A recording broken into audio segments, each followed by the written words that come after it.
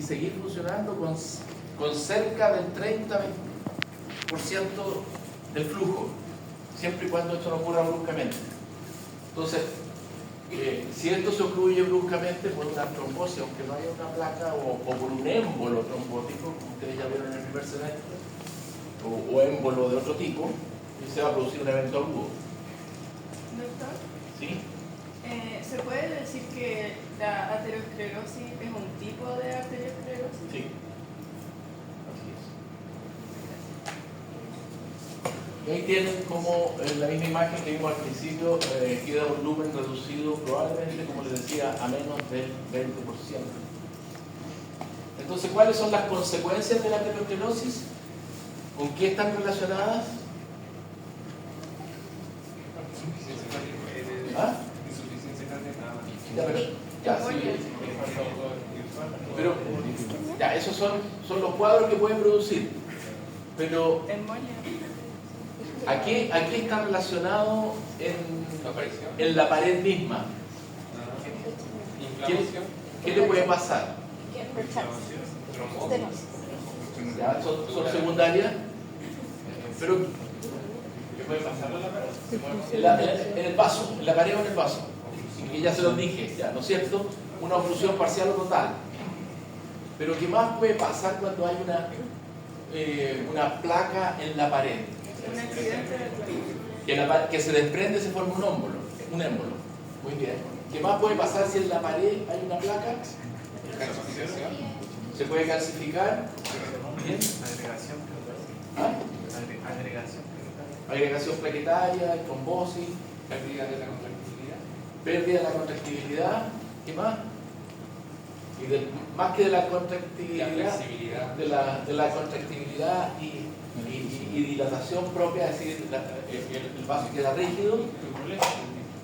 Turbulencia, ¿ven? Hay estas cosas. Todo eso puede llevar a lo que ustedes decían, infarto, pero veamos qué puede pasar ahí. Y una que no han dicho y que es porque todavía no lo tienen internalizado, pero yo creo que ahora lo van a internalizar, es que si una placa, aunque esté en la íntima, vamos a ver que de la íntima se puede comprometer la media. ¿Y qué pasa si se compromete la íntima y la media? ¿Qué va a pasar con esa pared arterial? Se puede debilitar y romper. Entonces,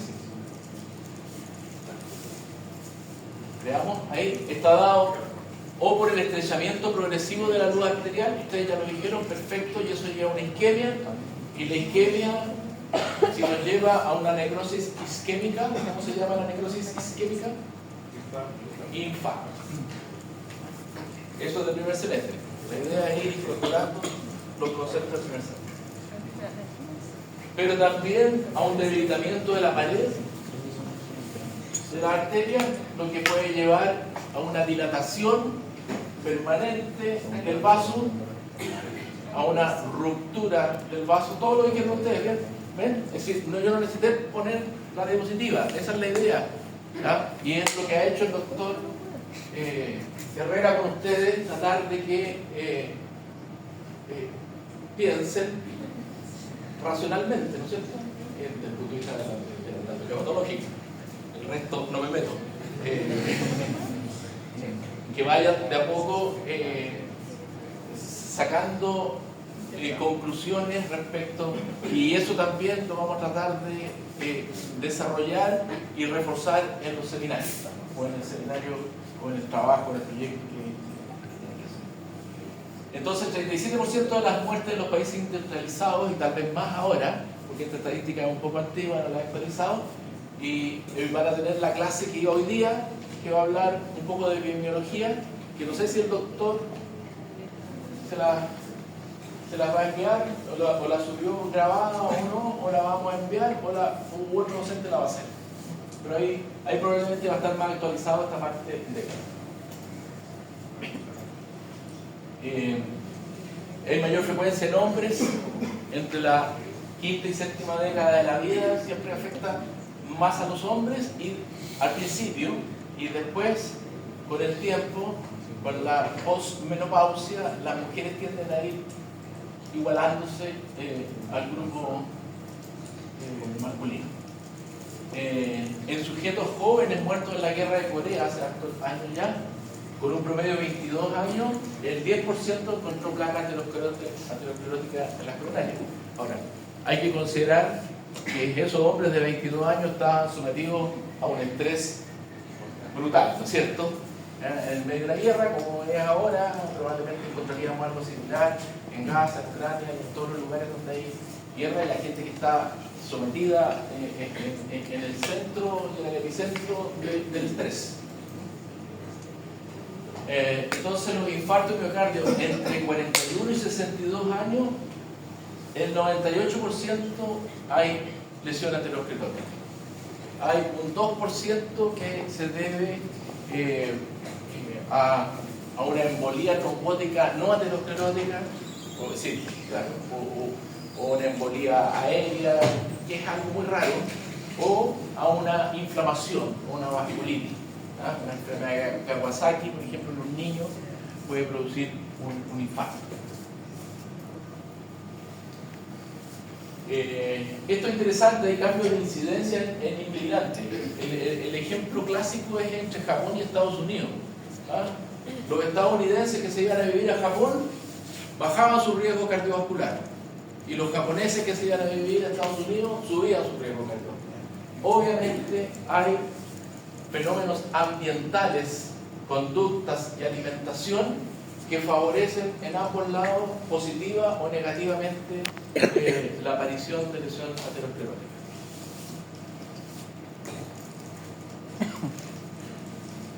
Bien, entonces ahí hay factores, esto aumenta con la edad, como vimos recién, es más frecuente en hombres, después se tiende a equiparar, hay factores genéticos como los pacientes que tienen algún trastorno de los lípidos, lipidemia, o si hay diabetes o hay hipertensión, hay más riesgo de enfermedad aterosclerótica. Si hay historia familiar también. Las principales lipoproteinemias que están asociadas en la hipertensión arterial, los pacientes que tienen aumento de la angiotensina 2, eso lleva a un aumento de la proliferación muscular lisa, y vamos a ver que eso participa en la génesis de las placas ateroscleróticas. El hábito de fumarse, radicales libres, toxinas, etc. Diabetes mellitus sumoso, esto lo han escuchado muchas veces y lo van a seguir escuchando, y lo tienen que tener porque en la práctica clínica es lo que ustedes le tienen que transmitir a sus pacientes en las charlas preventivas, y una serie de otras cosas. La personalidad tipo A, que todavía existe, las personas que son más estresadas, ¿no es cierto?, que son más exigentes, autoexigentes, trabajólicos, etcétera, tienden a tener un mayor riesgo. ¿Cómo se relaciona el virus herpes y la clamidia? Es una relación epidemiológica, pero no está claro el mecanismo. Probablemente se relaciona a través de la vía de la inflamación, como vamos a ver, que para algunos la aterosclerosis es una enfermedad inflamatoria, porque hay muchas células inflamatorias involucradas, y probablemente algunos de estos virus también, al atraer linfocitos y algunos linfocitos y liberarse algunas citoquinas, potencia los factores proinflamatorios en la superficie. ¿La hiperuricemia es por la dieta o por otro? Ambos puede ser, pero generalmente la mayor parte de la hiperuricemia, no todas, tiene un fuerte componente genético, en que el paciente tiene una tendencia a la hiperuricemia, pero también aquellos que consumen muchos elementos cáneos y ricos en urinas, es decir, en núcleos, que son las carnes y las vísceras de los animales, son muy ricos en, por ejemplo, comer hígado, comer riñón y todo eso, tiene una alta carga de núcleos, o comer el sistema linfático, como significa las mollejas, que son, no, las mollejas son igual que son las salivarias.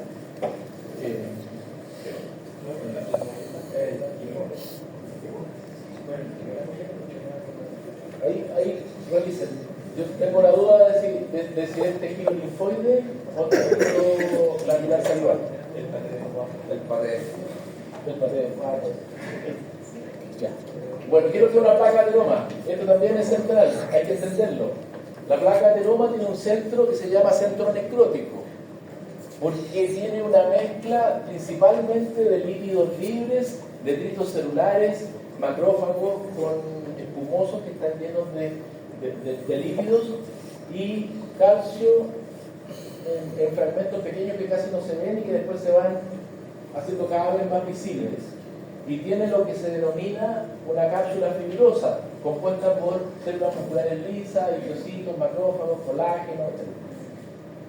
Entonces, y aquí está la túnica media, pero esta es una enfermedad de la íntima, ¿no es cierto? Sí, la enfermedad está acá, pero la túnica media está un poco empujada por la placa. Pero ¿qué es lo importante? De nuevo, me voy a adelantar la diapositiva que viene más adelante. ¿Cuándo se puede romper más fácilmente esta placa? No, las placas de atenoma rara vez son agudas, más tampoco. Cuando la cápsula fibrosa es más delicada. Bien. 2. Sí, cuando hay una hemorragia, ¿y eso por qué? Pérdida de factores de coagulación. Está relacionado con otra cosa. Porque es una relación centro-necrótico-cápsula. Es decir, dijeron una posibilidad. La cápsula es muy delgada en relación al centro necrótico. ¿Cuál sería lo contrario? El centro necrótico es muy grande en relación a la cápsula. Las dos se pueden romper. Ahora, la hemorragia, muy buena observación, hace que el centro necrótico aumente de volumen muy rápido, entonces la relación centro-cápsula aumenta muy rápidamente y se puede romper.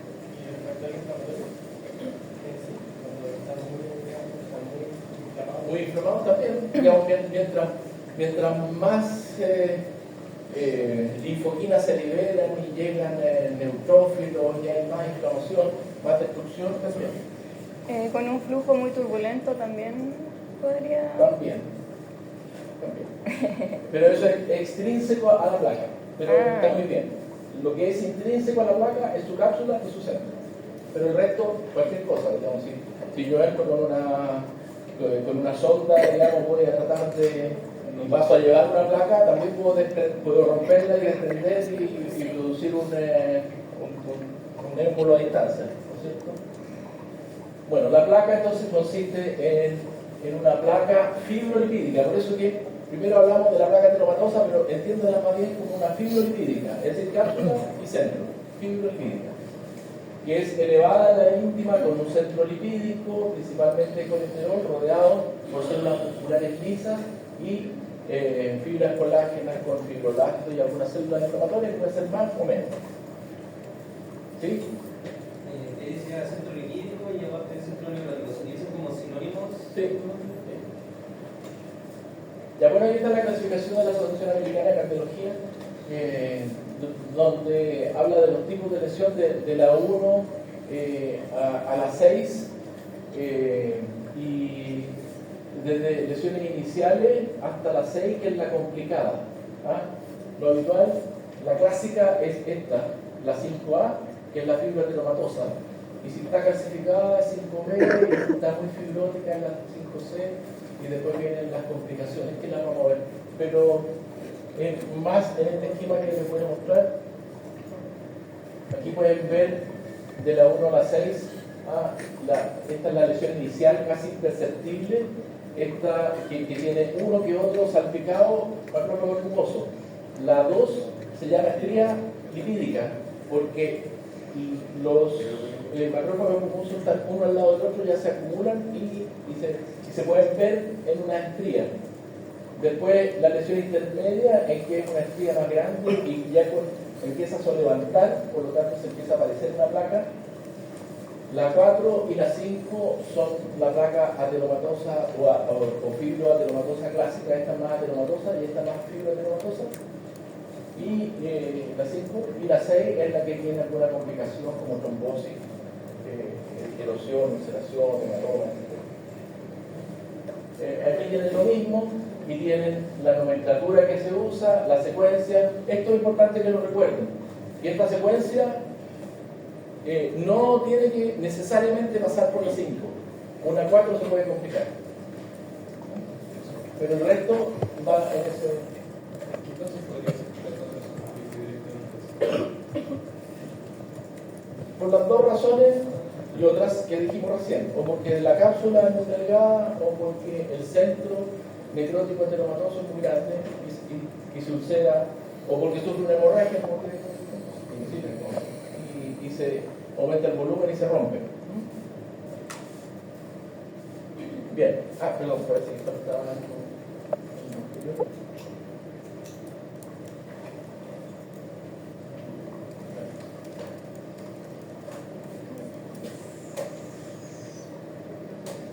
Y también acá los mecanismos con que crece principalmente la placa, la acumulación de líquido, ya hay más colágeno y finalmente crece porque tiene hemorragia, trombosis y todo eso.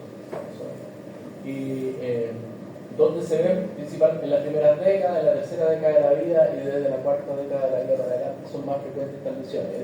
Eso es lo habitual, lo epidemiológicamente. Y estas son, aquí hay un problema. Hasta la etapa 3 son clínicamente silentes, no hay clínica. El problema es que cuando tenemos placas bien hechas, 4 o 5 y complicadas, pueden ser clínicamente manifiestas o clínicamente silentes. Podemos tener un paciente que está con una placa complicada incluso, que podemos saber, ¿no? Y a veces nos enteramos en la muerte súbita. Así de extremo puede ser. Bien, ahí tenemos estrías lipídicas. Si ustedes pueden ver acá, también tenemos poca luz, aquí llega un poco ahí al lado, pero se ve una línea, ¿no es cierto? Y esos son los macrófagos espumosos que van en las estrías lipídicas. Bueno, esa es la lesión inicial. Estas son las lesiones, aquí tienen aortas con placas ulceradas, con fluentes grandes, trombosadas. El otro inicial, esto es casi lo terminal. Entonces, nuevamente, les repito, no voy a parar mucho más, porque ustedes ya en la diapositiva anterior los vieron, es para que tengan esquema, se quedan con el dibujo en blanco y negro, el color, lo que sea, pero el que les ayude a recordar mejor cómo es una placa fibroateromatosa. Ese es el centro necrótico de una placa fibroateromatosa en histología. Un material amorfo, algunas células inflamatorias y cristales de colesterol. Y algunos macrófagos espumosos, estos que están aquí. Así se ve a bajo aumento, y acá unos claros significan hemorragia de la placa o probablemente calcio. Eso es calcio. Si es más rojo, es hemorragia, si es más azul, es calcio. No lo veo muy bien ahí.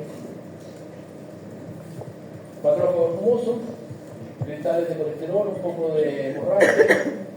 Aquí está la túnica media. Colágeno ya se está depositando por aquí, células inflamatorias. Eso se ve en el centro.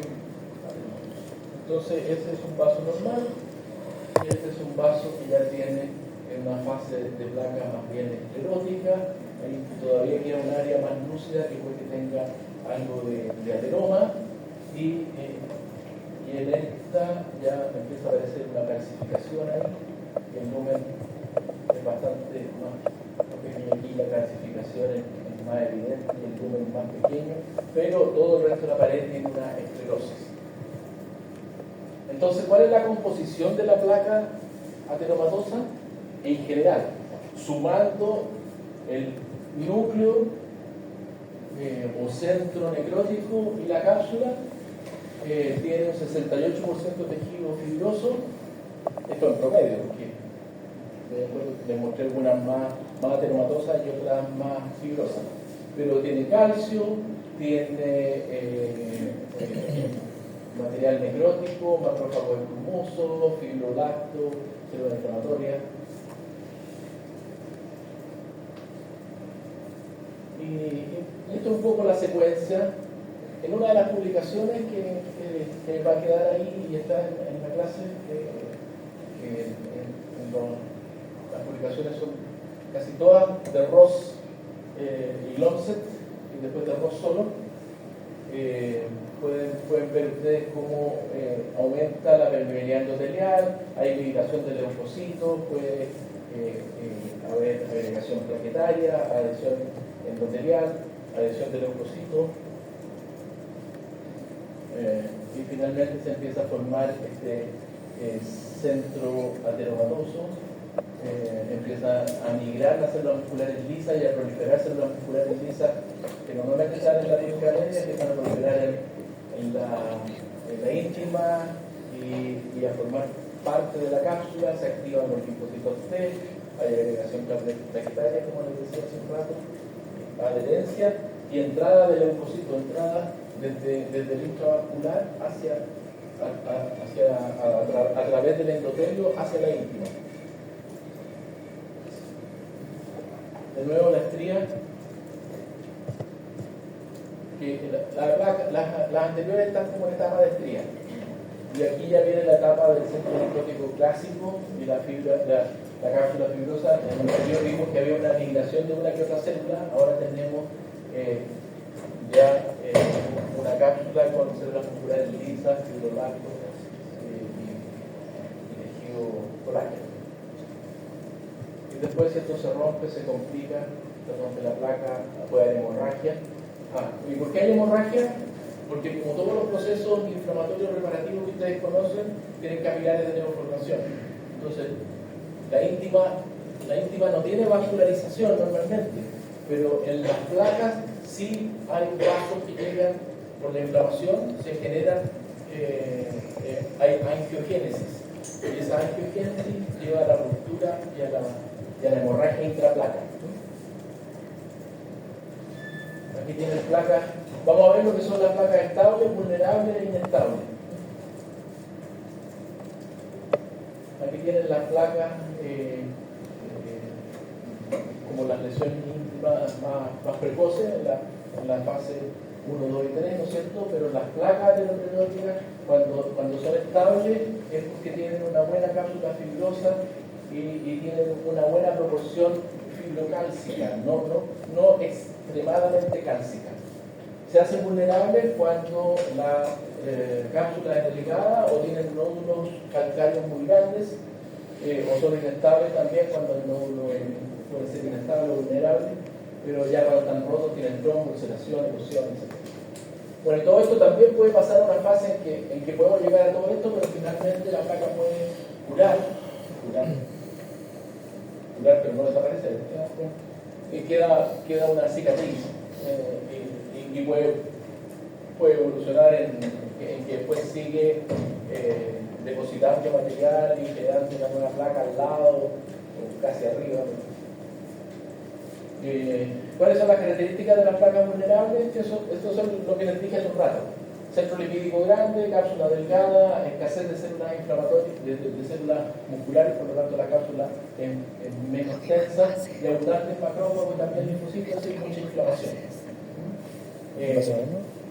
Y funcionales, menor síntesis de matriz, menor presencia de células musculares lisas y con mayor degradación de matriz, porque hay mucha secreción de metaloproteinasas que están la de micro. usando la lisis del tejido colágeno, que son derivados principalmente de los macrófagos. Otra, la remodelación vascular expansiva o inflamación de la adventicia, de la vascularización, que también se lo mostré en la presentación ahí, más probabilidad de hemorragia intraplaca. Entonces aquí tienen una de las publicaciones del año 2014 para que habla sobre los mecanismos de formación de la placa y cómo se rompe. Sería interesante que lo revisen. Y creo que está sacado de ese paper, es un resumen más o menos de lo que hemos hablado y de lo que puede suceder. Miren, nódulos calcificados, cápsulas fibrosas. Lo primero es el exantoma de la íntima o la estría lipídica, ¿no es cierto? El engrosamiento de la íntima por la proliferación de células musculares lisas y colágeno, etc. Eso puede llevar a este engrosamiento patológico, erosión, y todo puede llevar a muerte por distintos mecanismos en la etapa final. En medio vamos a clínica. Pero si no paramos esto por aquí, llegamos a esto. Actualmente, Adentro. frecuentemente la Frecuencia respiratoria. sin trombosis, muerte súbita, la placa fibrocálcica que lleva a una estenosis mayor al 75%, también muerte, en muchos casos, y que la placa se erosione, vaya a la trombosis, No tenía produce muerte, o que vaya a la trombosis, pero cura, pero aumenta el tamaño de la placa fibrocálcica, aumenta la estenosis, también se ve. Es decir, y aquí todo lo que hemos hablado de inflamación, líquido, angiogénesis, hemorragia intraplaca, calcificación, no es tan complicado. Creo que como de la segunda diapositiva estaba repitiendo lo mismo en distintos contextos. Entonces, eso es lo que quiero que lo internalicen. Entonces, la placa aterosclerótica se desarrolla por estímulos inflamatorios que conducen a liberación de citoquinas, proliferación de células musculares lisas, matriz colectiva, acumulación de macrófagos y lípidos. ¿Okay? Es otra forma de decir todo lo que hemos estado hablando este rato. Pero estímulos inflamatorios. Y es por eso que las teorías más recientes hablan de que la patogenia es inflamatoria o que es con bastante componente inflamatorio. Los elementos celulares que participan son las células endoteliales, las musculares lisas, los macrófagos, la matriz conectiva, los lípidos extracelulares, lipoproteínas de baja densidad, muy baja densidad, etc. Los lípidos intracelulares y las plaquetas. Ahí se lo dejo para que lo vean. Lo pueden ver en el Robin, lo pueden revisar en las publicaciones que están anexas. Algunos de los círculos viciosos, uno de los elementos más nocivos son las lipoproteínas de baja densidad oxidadas. ¿Y qué hacen estas proteínas de baja densidad oxidadas? Que inmovilizan los macrófagos. Es decir, el macrófago está ahí, pero pierde su movilidad. Es decir, como que lo atrapa. Segundo, como están inmovilizados, se acumulan macrófagos cargados con lípidos, que son los macrófagos tumosos, que vimos en la estría lipídica y de ahí para adelante. Los macrófagos mantienen la actividad metabólica, están inmóviles, pero siguen liberando citoquinas, mediadores inflamatorios, y entonces producen la atracción de otras células inflamatorias, gatillan necrosis en el centro necrótico, destruyen las células musculares lisas, las movilizan y las destruyen, las pueden movilizar, atraer y destruir. Reclutan y proliferan las células musculares lisas, como decía. Reclutan monocitos macrófagos, es decir, ya no son los macrófagos tisulares, sino que reclutan macrófagos que andan circulando y los hacen venir a trabajar a la placa. Entonces, peor todavía. Todo esto acompañado de una disfunción endotelial. Va a ser muy rápido.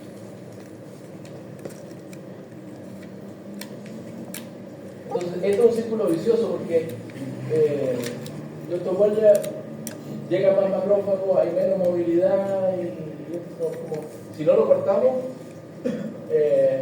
con medidas efectivas, con manejar la parte hipertensiva, inflamatoria, el daño a la pared, el daño al endotelio, la disfunción endotelial, no para. Entonces, ¿cuáles son los efectos de las lipoproteínas oxidadas? Inhiben el movimiento de los macrófagos, producen daño endotelial, dañan la musculares lisas, todo lo vimos en la diapositiva anterior, atraen monocitos de la circulación para que se transformen en nucleocitos tisulares o que participan en los lípidos que están en los macrófagos tumosos. Tienen que conocer los efectos de la lipoproteína de baja densidad oxidada. Ya. Y las teorías patogénicas, esto un poco, no.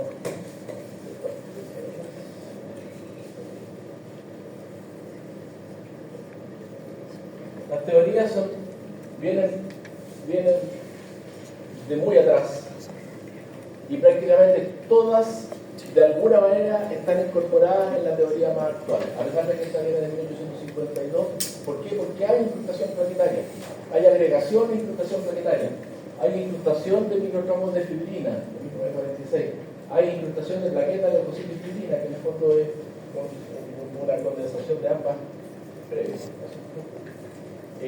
La teoría de la inhibición, que es más antigua, más que de células, sino que de inhibición de lípidos, ¿no? De componentes no celulares de la circulación. La teoría infiltrativa o exudativa, que está muy relacionada con la inhibición de Aniston, y finalmente las que yo les decía, las de Ross y Gromset, y las últimas publicaciones de Ross solo, que es la de la respuesta al daño endotelial e inflamatorio, o inflamación. ¿Sí? ¿Qué es inhibición? Y que el endotelio se inhibe de contenidos circulantes no celulares, lípidos, plasma, y eso va a través de las células endoteliales, pasando por insudación a la íntima. Pero primero hay una inhibición del endotelio. Como embeberse, es como cuando ustedes remojan algo.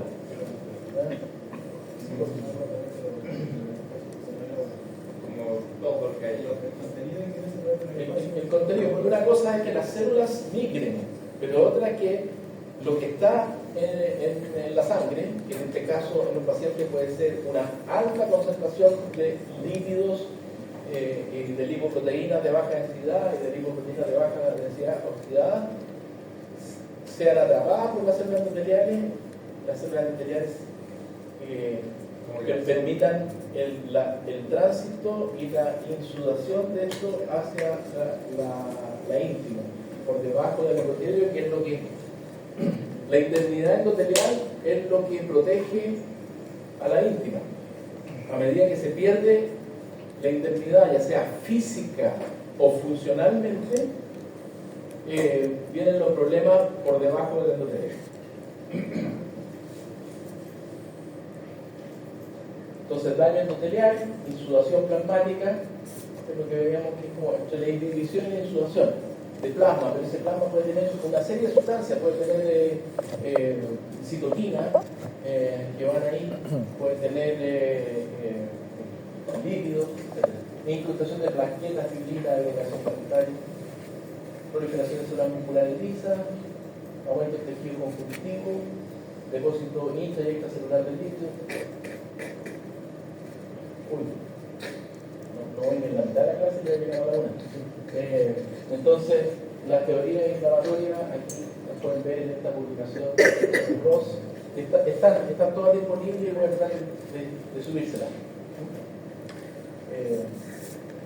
Igual que esta, en la más clásica, que no la he modificado por años, y está prácticamente todo lo que le he dicho, se parece un poco a la anterior, que estaba con un dibujo más, pero es lo mismo, cómo llegamos a una placa. En la imagen anterior pasábamos de por aquí con las complicaciones a la muerte, ¿no es cierto? Pero esta es como la parte de arriba de la diapositiva, para que entiendan todas las relaciones que hay de la distribución del daño endotelial, la hiperlipidemia, los efectos de las citoquinas, la participación de la célula muscular lisa, etc.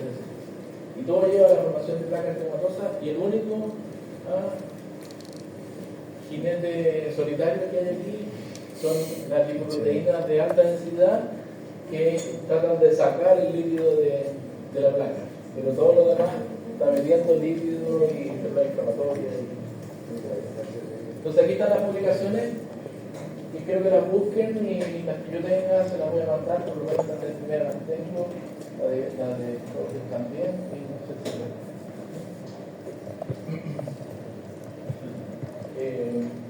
ya.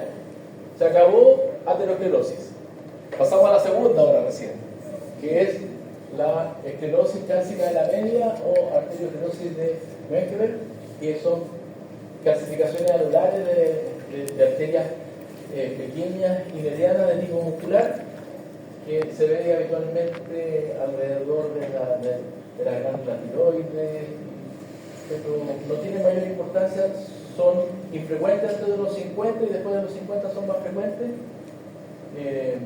probablemente porque los vasos sufren espasmos vasotónicos que le producen un grado de hipoxia y se va calcificando, pero no tiene una mayor alteración de la pared, por lo tanto por eso que no hay, y son vasos medianos, es decir, aunque la pared puede que esté un poco debilitada, como son medianos y pequeños, no, tienen menos probabilidad de romperse, se afectan más las femorales, las tibiales, las radiales, las cubitales y todas las que están alrededor del aparato genital y alrededor del aparato endocrino. Y es eso. Si bien hay una disminución del lumen, no es tan significativo como la de vamos a tener toda esa calcificación, pero rara vez tiene consecuencias clínicas. Ya, la arteriolosclerosis hialina, sí tiene, pasamos a la tercera, la arteriolosclerosis, ahora vamos a pasar, es un engrosamiento hialino de la pared de arteriola, ya estamos llegando, ya pasamos las arterias grandes, las arterias medianas, estamos llegando a las arterias mediano-pequeñas. Con pérdida de la estructura normal y estenosis del lumen, es más frecuente con la edad en los pacientes ancianos, principalmente si son hipertensos o si tienen diabetes, que en el caso de la diabetes se llama microangiopatía diabética. El probable mecanismo es como lo que vimos en la aterosclerosis, pero más por el lado de la insudación, van insudando elementos plasmáticos y las consecuencias de la estenosis arteriolar que causa, pero estamos frente a arterias pequeñas. ¿A qué nivel del tejido estamos? Perdón, ¿a qué nivel del órgano estamos? A nivel tisular, digamos. Porque la otra son los canales que llevan la sangre a los órganos, ¿no? La grande y la mediana. Pero ahora estamos hablando de las que están dentro de los órganos. Por lo tanto, se va a producir más alteración tisular difusa y crónica, a diferencia de la otra que también produce algo de crónico, pero lo que más el efecto mayor son los agudos, digamos, que produce una necrosis aguda, digamos, como toda la necrosis, de miocardio o de otro. Por ejemplo, en este riñón casi no se reconocen glomérulos, quedan ahí unos restos, porque esta alteración vascular, estos vasos, estas arteriolas engrosadas, disminuyen el aporte sanguíneo y se empieza a atrofiar el riñón. El paciente puede caer en insuficiencia renal porque no se irriga. Ahí pueden ver una arteriolosclerosis también de un vaso renal que puede llegar hasta la obstrucción de arteriolas.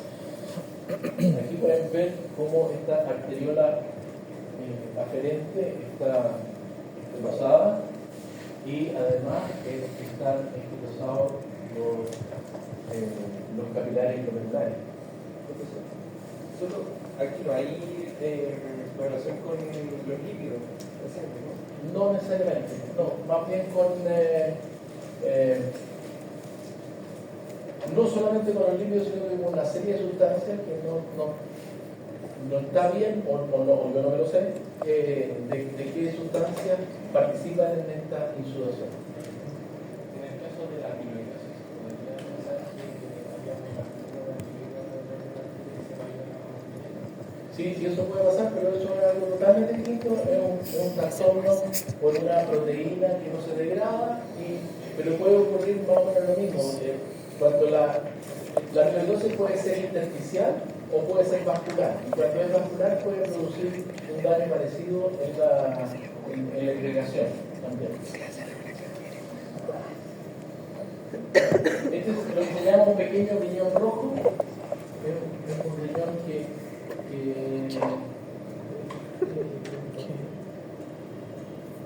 ¿Tan pequeño?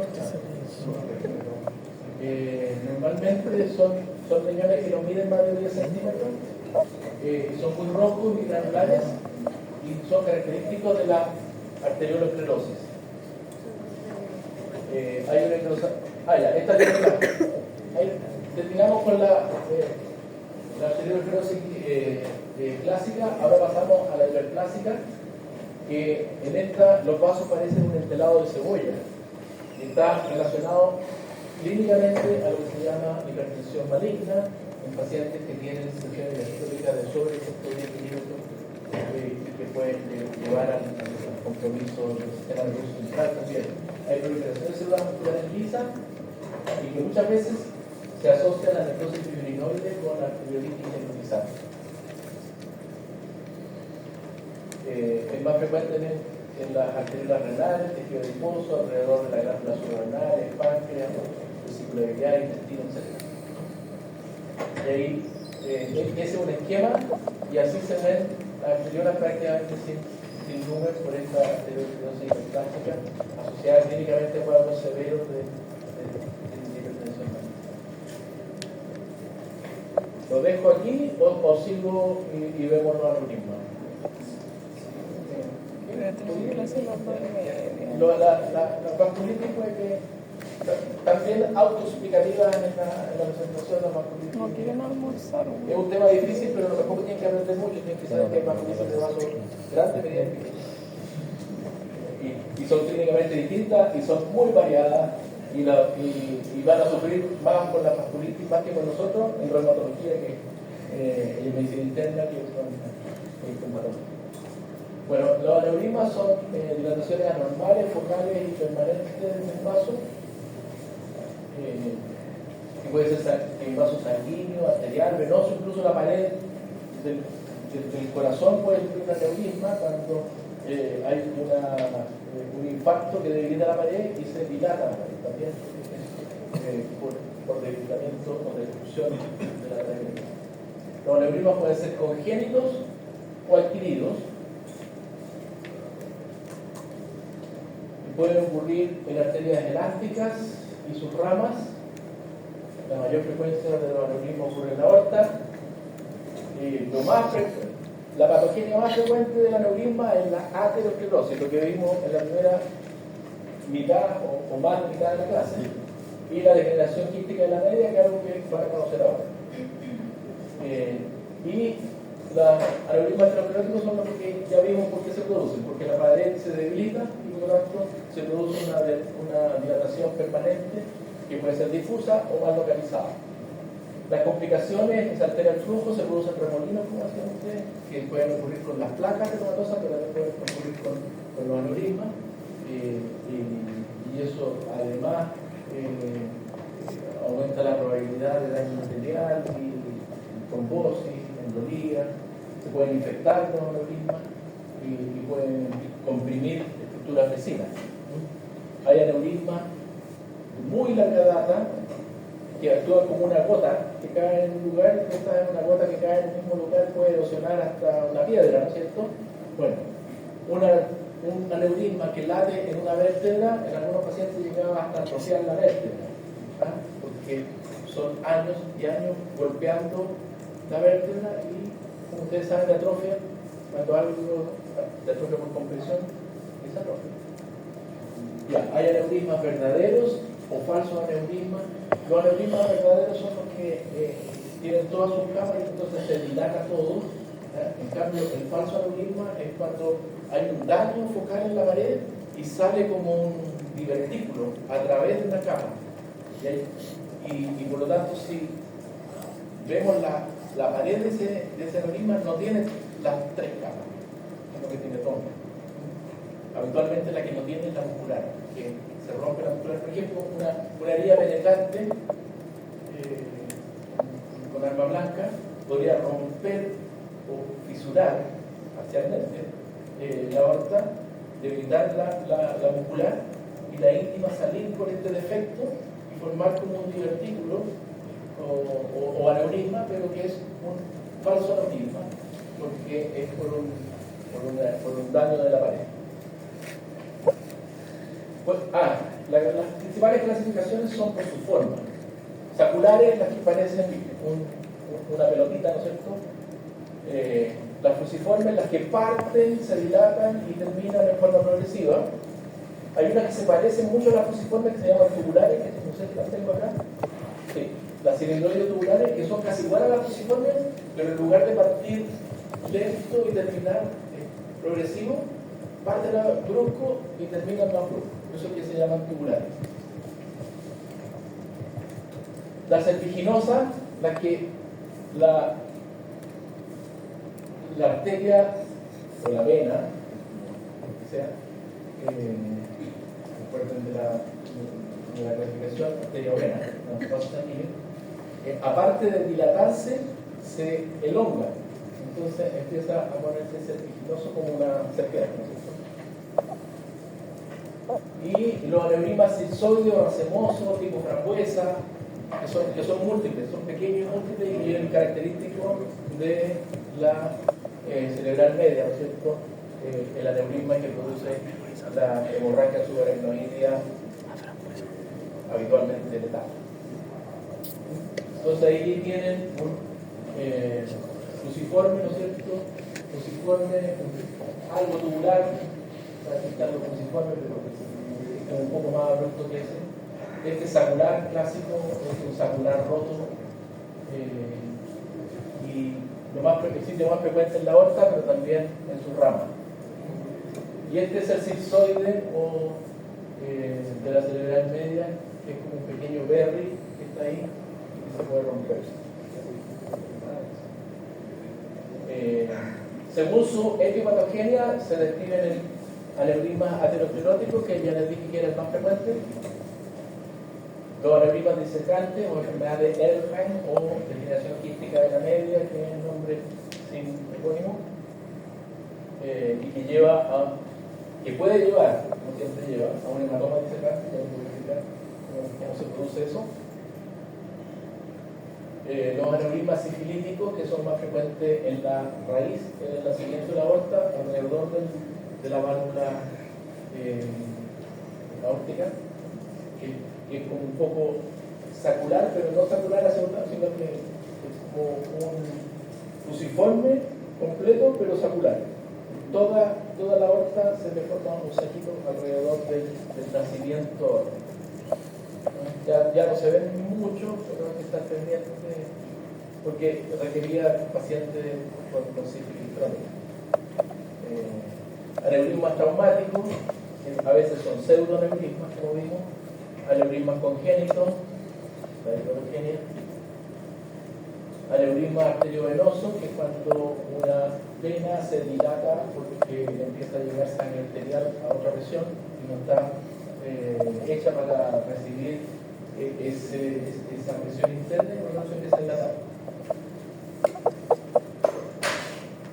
Y aneurismas micóticos, con semillas, ¿no es cierto? ¿Por qué?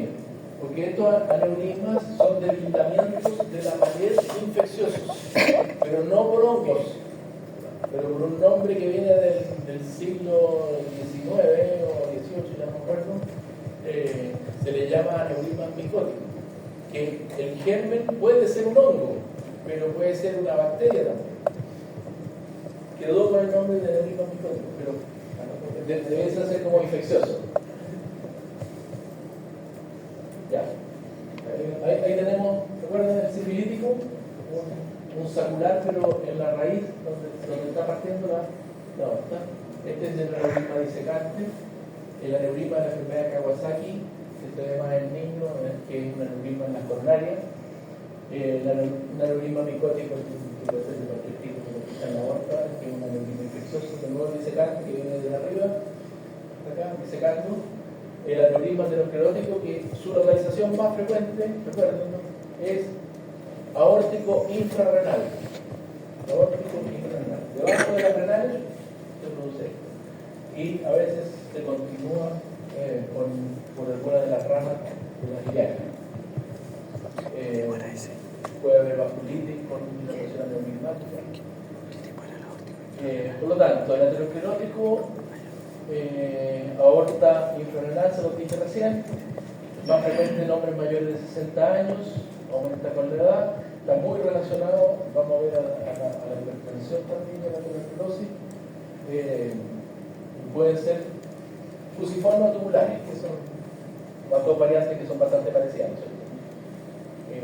Complicaciones, trombosis mural, oclusión trombótica de las ramas, pues como esto es un vaso grande, es raro que se trombosis se ocluya la aorta, pero sí puede ocluir las ilíacas o se desprende un trombo y se impacta a distal y el paciente sufre una isquemia distal.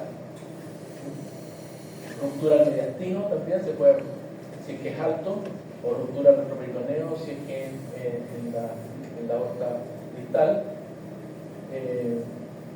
Obviamente hay fibrosis, placa aterosclerótica, porque son aneurismas ateroscleróticos, y quedan algunos remanentes normales de la media, pero muy débil, muy alterados, porque por ahí es donde se dilata. Entonces aquí pueden ver un aneurisma más o menos tubular, infrarrenal, que llega hasta la raíz de la ilíaca. Ya, y el aneurisma disecante o enfermedad o degeneración quística de la media, de nuevo la aorta es el sitio más frecuente. Aquí vamos a hablar de la disección aórtica, que clínicamente ustedes es un cuadro clásico que estudian en medicina interna y cardiología. Es más frecuente en hombres, casi 2 o 3 sobre mujeres, entre la quinta y séptima década de la vida. Y cuando se ven mujeres, habitualmente se ve una mujer que está embarazada. Está más asociada al embarazo. Los menores de 40 años normalmente presentan alguna predisposición familiar, como un síndrome de Marfan o una cardiopatía congénita con coartación aórtica o una válvula aórtica bicúspide y no tricúspide como es habitualmente. Esas son las asociaciones epidemiológicas. Más frecuentemente, es más frecuente verlo en individuos de raza afroamericana, para cambiar eso para estar más actualizado. Aunque, sí, afroamericano, es decir, los africanos. 70% de los pacientes con aneurismas tienen hipertensión también. Y el 90%, como son pacientes hipertensos, muchos de ellos, más aún del 70% de los hipertensos tienen hipertrofia ventricular izquierda, que es una de las consecuencias de la hipertensión arterial. La mayor parte de los pacientes tienen hipertensión arterial crónica, tienen hipertrofia ventricular izquierda, y esto es porque el ventrículo izquierdo está sometido a una mayor resistencia y por lo tanto tiene que trabajar más. No trabaja más, se hipertrofia.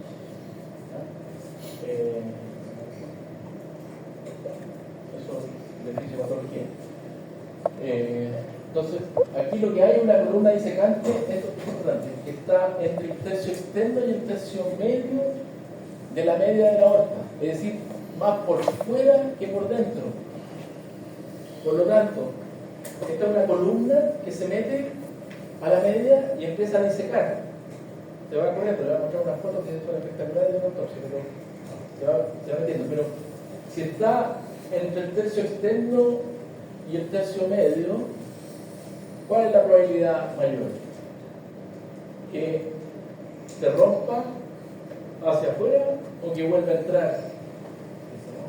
Que se rompa, ¿no es cierto? Pero las dos cosas pueden suceder. Una se llama reentrada, en que vuelve a entrar, entonces queda una aorta como con 2 números. El problema es que cuando entra con eso, entra además con los trombos y se producen neumonías a distancia. O se rompe, y ahí sí que también está mala la cosa. Entonces, pero esto parte con un desgarro de la íntima. En el 95% de los casos se identifica el desgarro. No significa que en un 5% no existe, sino que con un buen examen podemos identificarlo hasta el 95% en el punto donde está como rajada, rasgada la íntima. Y de ahí se puede producir una disección. Miren lo interesante, que puede ser distal o también proximal. Es decir, si tenemos un daño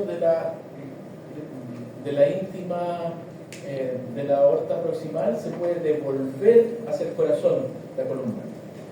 Y si se devuelve al corazón, el problema es que llega al anillo aórtico y comprime la coronaria y nos produce un infarto. 1. 2. Se puede romper ahí, y si se rompe ahí, se mete ¿dónde? Al pericardio, y nos va a producir una, ¿cómo se llama clínicamente?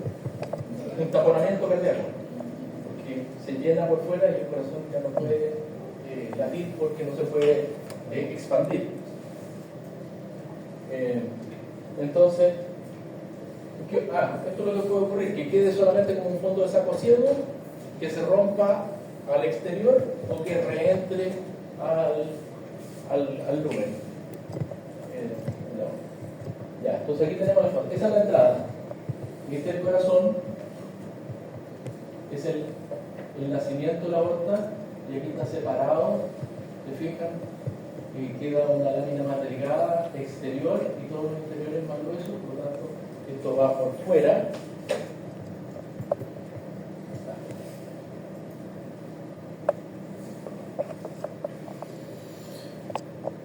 Todo esto que se ve aquí es la columna. Ya les voy a mostrar lo que vamos a hacer en la siguiente diapositiva es dar vuelta a esto. Y aquí se ve como que no hay tanta alteración. Bueno, sí hay alteración, porque la columna de sangre, ¿se fijan? Ahí entró y todo esto es material sanguíneo coagulado. Vamos a decir coagulado, no trombosado. ¿Por qué? Porque esto está como, se llama trombosis cuando está dentro de un vaso. Y esto técnicamente está fuera del vaso, está en la pared del vaso. Por lo tanto, la sangre ahí no se trombosa, sino que se coagula, se forma un coágulo.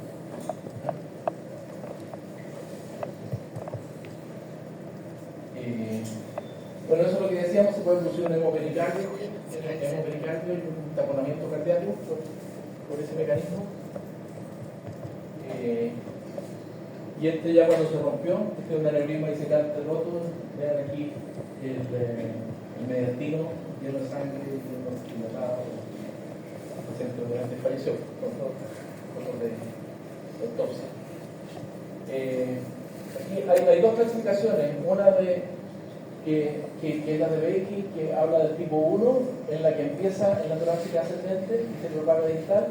La tipo 2, que es solo en la ascendente, pero no se propaga a lo distal. Y la tipo 3, que es solamente descendente o distal. Pero actualmente se ocupa más esta otra, que junta las dos. Es decir, si hay compromiso de ascendente, es tipo A; si hay compromiso solo de descendente o distal, es tipo B. ¿Prevalencia de correlado o probabilidad de que Sí, como la prevalencia, la frecuencia de lo que nosotros vemos clínica y anatopatológicamente. El 80% tiene compromiso de alguna forma de la porción ascendente. Estoy terminando esto ya, así, vamos a dejar hasta que terminar aquí